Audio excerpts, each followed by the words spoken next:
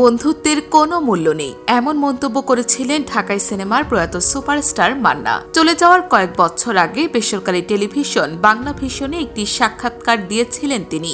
এত বছর পরেও ভক্তদের মনে প্রশ্ন, কেন এমন মন্তব্য করেছিলেন মান্না?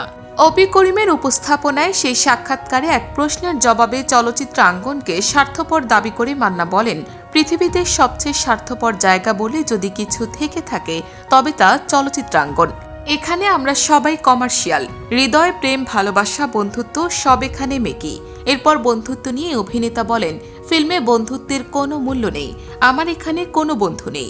চলচ্চিত্রের কেউ যদি বুকে হাত দিয়ে বলেন আমরা সবাই এক পরিবার, তবে সেটা হবে সবচেয়ে বড় মিথ্যা, কারণ এখানে সবাই স্বার্থ নিয়ে চলেন।